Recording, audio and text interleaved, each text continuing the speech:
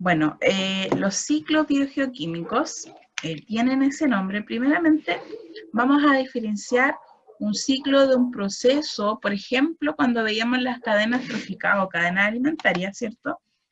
Nos dábamos cuenta de que al agotarse la energía, se acababa nuestra cadena, ¿cierto? Pero en el caso de los ciclos de los nutrientes, nos vamos a dar cuenta que ¿por qué son procesos cíclicos? Es porque una vez que termina, empieza otra vez, ¿ya? Y eso es muy importante, por eso se llaman ciclos, porque partimos, ¿cierto? Y el punto de llegada se convierte nuevamente en el punto de inicio. Y eso es muy importante porque los nutrientes van a pasar a través de todo el ecosistema por medio de ciclos. Estos ciclos se llaman biogeoquímicos porque ocurren, ¿cierto?, a través de procesos biológicos, pasan a través de todo lo que es la Tierra, ¿cierto?, nuestro ecosistema, y son procesos químicos porque ocurren mediante reacciones químicas, ¿ya? Por eso que tiene ese gigante nombre de ciclos biogeoquímicos, ¿ya? Hoy día nos vamos a detener en dos ciclos, que es el del carbono y el agua, y el próximo ciclo vamos a seguir con el nitrógeno y fósforo, ¿ya? Entonces, vamos a utilizar esta imagen y yo les voy a ir contando un poquito de qué se trata. Primero, vamos a hablar de la importancia del carbono.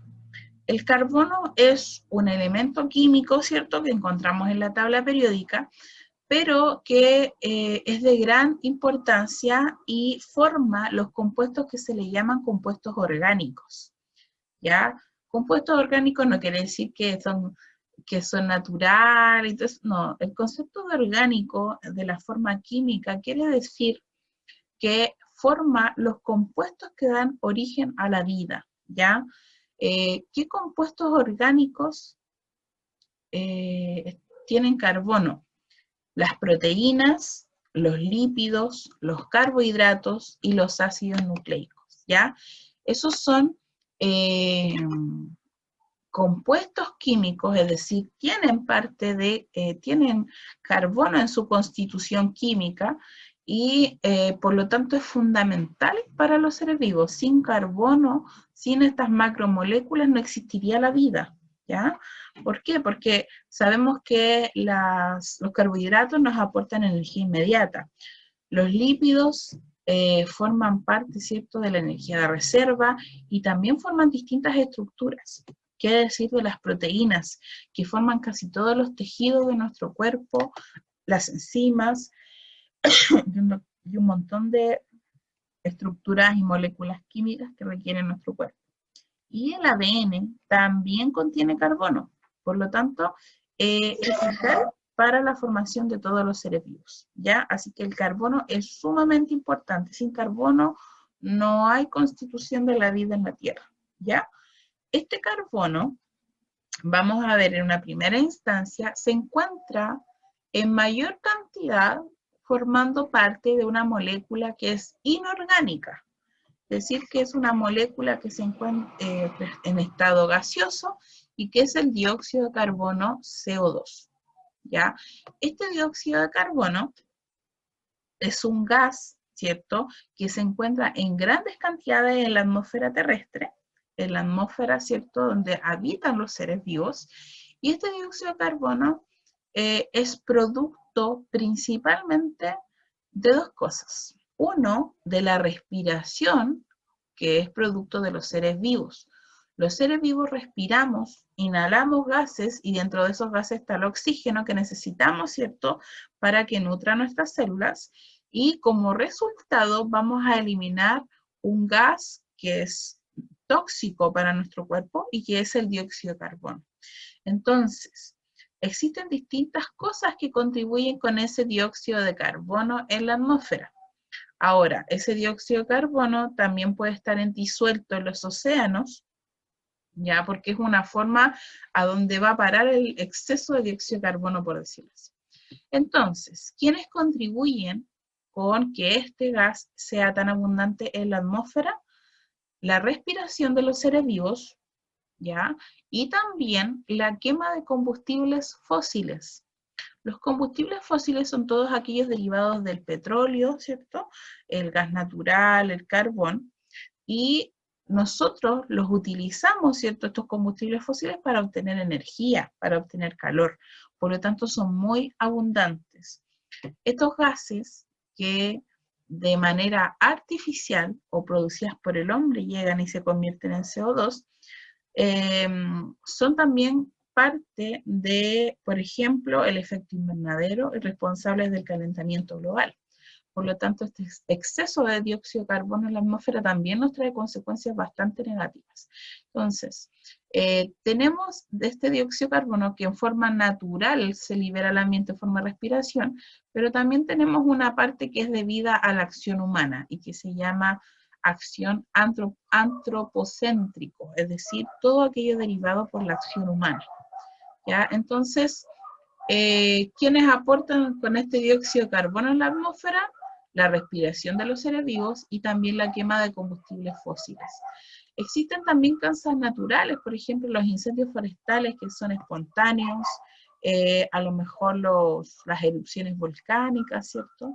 Pero lo que forma más parte de eso es la quema de combustibles fósiles, la acción humana, ¿cierto? La industria, el transporte, la calefacción, ya todo eso contribuye con el dióxido de carbono en la atmósfera. Tenemos, ¿cierto?, que contribuciones al dióxido de carbono, pero ¿quién nos ayuda a eliminar este dióxido de carbono de la atmósfera? Un proceso importante para ello es la fotosíntesis. Mediante la fotosíntesis, que ustedes ya conocen, ¿cierto?, ocupa como sustrato el dióxido de carbono. Es decir, en la fotosíntesis los productores necesitan dióxido de carbono para poder realizar la fotosíntesis. Por lo tanto, los bosques, ¿cierto?, y todo lo que es la vegetación y todos los productores contribuyen en sacar ese dióxido de carbono atmosférico y llevarlo a todos los demás elementos de las cadenas alimentarias. ¿Ya? Por lo tanto, tiene mucha importancia. También los océanos son sumideros de carbono, es decir, que el dióxido de carbono llega a los mares y se transforma en ácido carbónico. Ahora esto también es negativo porque está aumentando mucho la acidez de los océanos. Y también, por ejemplo, los arrecifes de corales son capaces de absorber este dióxido de carbono. ¿Ya? Entonces, tenemos mucha contribución de dióxido de carbono, y ¿quiénes pueden sacar este dióxido de carbono? Además de los océanos, ¿cierto?, los arrecifes de coral, los productores mediante la fotosíntesis. Ya mediante la fotosíntesis ocupan dióxido de carbono y posteriormente lo transforman en glucosa, ¿cierto?, que es el alimento. Y de esa forma también el carbono va a llegar a los consumidores primarios, ¿cierto?, que son herbívoros, luego los secundarios, terciarios, etc. Y de esa forma el carbono va a ir pasando a todos los seres vivos, ¿ya? Por lo tanto, es muy importante la fotosíntesis, porque este dióxido de carbono que nosotros no podemos adquirir directamente gaseoso, lo transforma y podemos adquirirlo en los alimentos, ¿ya? ¿Y para qué nos sirve? Recuerden que sirve para formar tejidos, para hacer reacciones químicas. Todo nuestro cuerpo está formado de carbono, por lo tanto es muy importante. ¿Qué otra opción tenemos? Cuando los seres vivos, ya sean animales o vegetales, mueren, mediante la descomposición, estos nutrientes, y en especial el carbono, vuelve a la tierra. ¿Ya? ¿Quiénes actúan acá? Recuerden que hay hongos, hay bacterias, hay detritófagos, hay saprófitos y distintos componentes que ayudan a que esta materia orgánica vuelva a la tierra y vuelva a pasar a los siguientes ciclos, ¿ya? Además, esta materia orgánica en descomposición luego va a dar origen, por ejemplo, a los combustibles fósiles como el petróleo y el gas natural, ¿ya? Entonces, por eso que hablamos de ciclo. Y recuerden, como puntos importantes, que el dióxido de carbono es la mayor fuente de dióxido de carbono en la atmósfera, pero en estado gaseoso, que pasa a la Tierra mediante la fotosíntesis y así va a ir pasando a todos los seres vivos. Se devuelve a la Tierra también mediante la descomposición, y quienes contribuyen al dióxido de carbono en la atmósfera son la respiración, la quema de combustibles fósiles, ¿cierto? Los incendios, etcétera, etcétera. ¿Ya? Ese va a ser en general nuestro ciclo del carbono. Yo les puse un texto, pero después les voy a agregar también las etapas para que puedan distinguirlas. Importancia, ¿cierto? Como voy a resumirles un poquito, todas las moléculas orgánicas están formadas por átomos de carbono. Ya es sumamente importante porque da origen a todas las moléculas orgánicas. ¿Ya? La mayor parte de este carbono se encuentra como dióxido de carbono, ¿ya? Y quienes lo atrapan y capturan, ¿cierto? Son los productores mediante la fotosíntesis. De esa forma llega a las distintas cadenas alimentarias a través de la alimentación, ¿ya? Y este dióxido de carbono no solo sirve para la fotosíntesis, sino que también se acumula como gas en la atmósfera y se acumula como ácido carbónico en los océanos, ¿ya? Los productores devuelven parte de este dióxido de carbono a la atmósfera mediante la respiración, ¿cierto? Los seres vivos respiran y liberan dióxido de carbono. Ahora, los herbívoros también liberan un poco de carbono al respirar, ¿cierto? Y guardan el resto para los distintos niveles tróficos. También cuando mueren los seres vivos, se degradan mediante la descomposición y vuelven a llegar al suelo este carbono, ¿ya? Y finalmente, ¿cierto? Va a transitar el carbono mediante todas estas distintas formas, para poder estar disponibles para todos los seres vivos, ¿ya? Vamos a ver ahora el ciclo del agua. ¿Por qué es tan importante? Primero, porque los seres vivos estamos formados de agua. Ya más del 70% de los organismos son agua. Nuestro planeta Tierra, ¿cierto? Sus 3/4 partes también son de agua. Y las reacciones químicas, donde son que son propicias para la vida, se desarrollan en medios acuosos. Por lo tanto, el agua es esencial. Corresponde a un nutriente para nosotros y el medio donde se realizan todas las reacciones químicas que hacen que el organismo funcione, por decirlo así. El agua va a fluir como un ciclo en sus distintos estados, sólido, líquido, gaseoso. ¿Ya? Y va a fluir y va a ir recorriendo todo el ecosistema y también mediante los seres vivos, ¿ya? Es importante recordar ciertos procesos como evaporación, que es el paso de el agua líquida a agua vapor, ¿cierto? Gaseosa, la condensación, que es cuando se transforma en gas, en agua nuevamente, la fusión, cuando se ocurre la congelación, ¿cierto? Esos procesos hay que ir recordándolos un poquito para ir viendo esto. ¿Cómo fluye el agua? El agua se encuentra en distintas fuentes, como les dije yo, y en distintos estados. Entre estas fuentes donde encontramos agua están los océanos, ¿cierto? Que son reservas de agua líquida.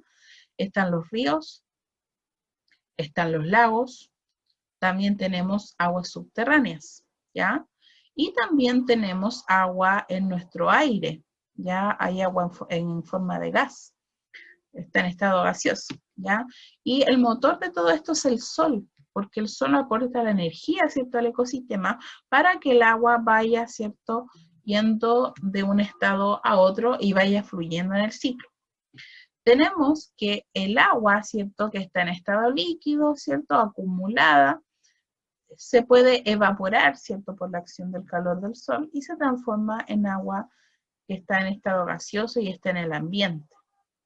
También tenemos que esta agua, ¿cierto?, vuelve al ambiente por medio de la transpiración.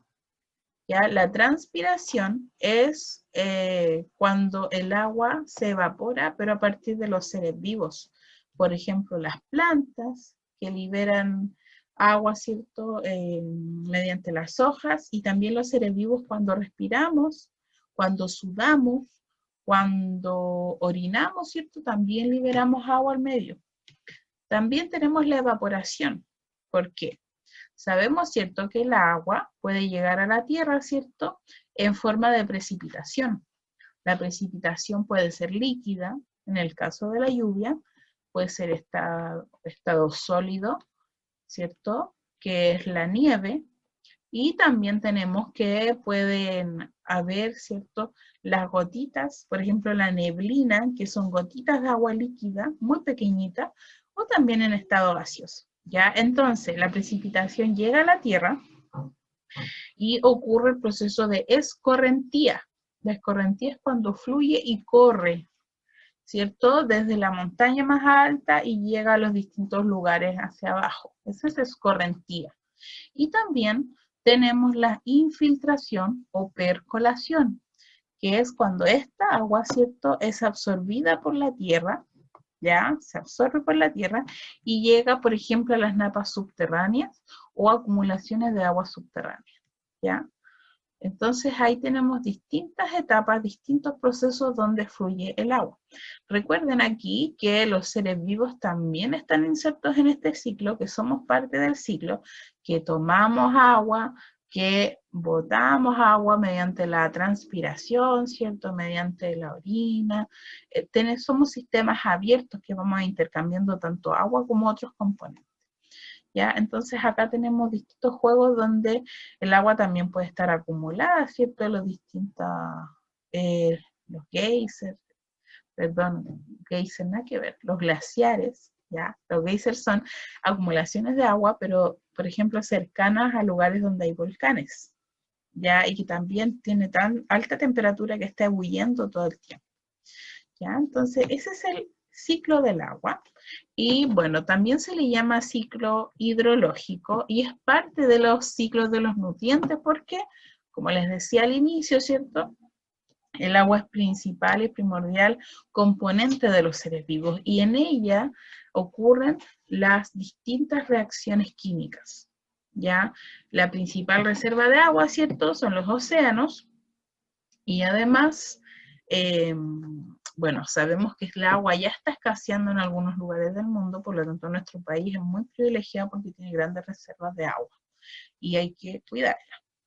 La energía solar, ¿cierto?, va a hacer que esta agua vaya pasando en distintos estados, que se evapore, ¿cierto?, que vuelva a la tierra en forma de precipitación, y los principales depósitos de agua, que son los océanos, los ríos, los lagos, ¿cierto?, se evaporan, se evapora el agua, pero después llega nuevamente como precipitación.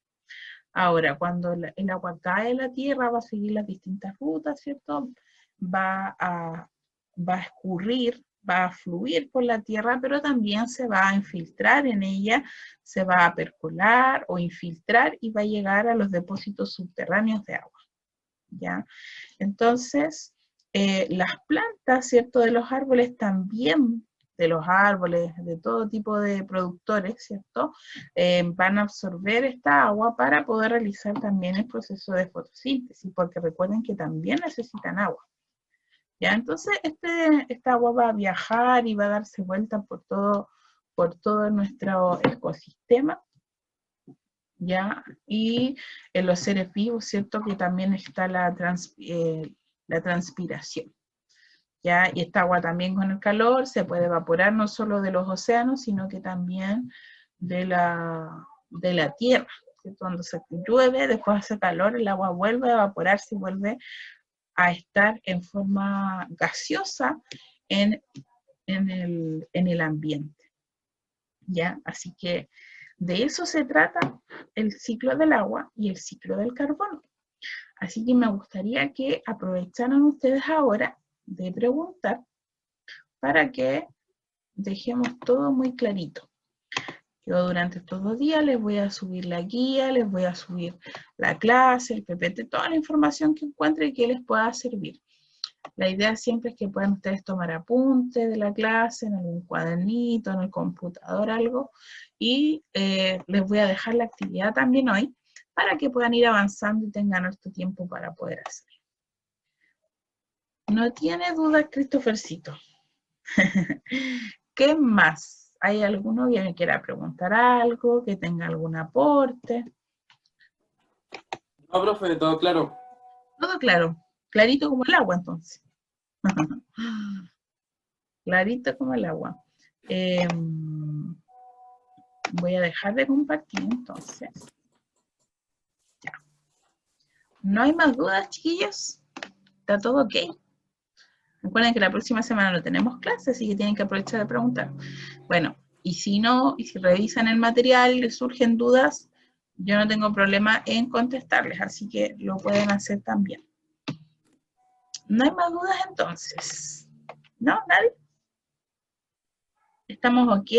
¿Pudieron anotarse? Dígame, Ale. ¿Cuál es